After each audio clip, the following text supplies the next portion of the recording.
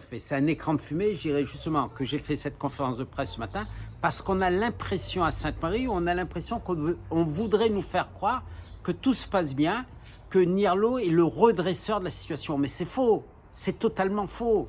Hein. Depuis 15 ans, 20 ans, Sainte-Marie, c'est un bateau à la dérive. Et aujourd'hui, on a touché le fond. Donc, les grands naufragés, ce sont les Sainte-Mariens. C'est ça la chose la plus importante. Les Sainte-Mariens, ceux qui étaient précaires déjà, le sont encore plus et sont dans une grande détresse. Et tout ça, pourquoi? Eh bien, parce que les Lagourgues et Nirlo, pendant toutes ces années, pendant 20 ans, au lieu d'utiliser l'argent des Sainte-Mariens, l'argent public pour développer notre commune, pour améliorer nos conditions de vie, eh bien non, ils ont choisi ce que j'appelle le clientélisme, c'est un procédé politique très répandu. Avec l'argent public, on va offrir des cadeaux à ses amis, que ce soit des grandes sociétés, que ce soit des chefs d'entreprise ou certains agents communaux. Et on a dépensé, on a gaspillé tout notre argent, on l'a jeté par les fenêtres.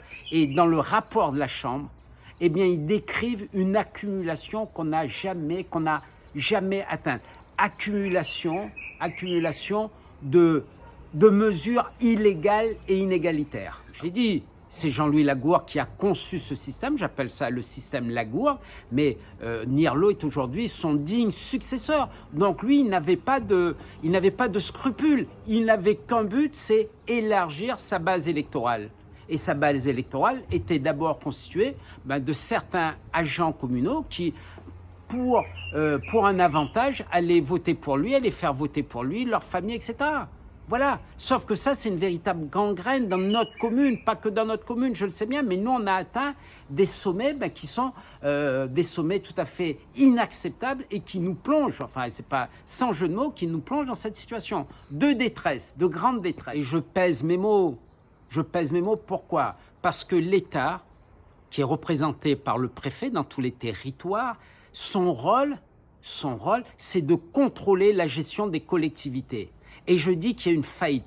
Comment expliquer que notre commune, qui était dans le réseau d'alerte de la préfecture, donc sous une surveillance étroite depuis une dizaine d'années, comment se fait-il qu'aujourd'hui, on soit à 16 millions d'euros? Vous voyez bien que c'est une faillite du système. Jamais ça se passerait comme ça dans le privé, jamais. C'est la faillite des services de l'État. Pourquoi? Est-ce que c'est un manque de moyens? Je ne le pense pas, car j'ai moi-même alerté très souvent le préfet par des courriers argumentés. Il n'y a jamais eu de réaction, jamais eu de réponse. Ce qui m'étonne, c'est que ces courriers, toutes mes observations, ont été reprises à leur compte par les magistrats de la Chambre, ce qui signifie que ces observations avaient un sens. Et on se rend compte dans le rapport de 2023, que ça nous mène vraiment dans une situation catastrophique. Je vous donne 3 exemples. Par exemple, il n'y a plus d'argent dans les caisses. Donc tout le monde a compris qu'il n'y a plus d'argent pour l'entretien des routes ou l'entretien des quartiers. Tout le monde a compris qu'il n'y a plus d'argent, beaucoup moins pour les associations.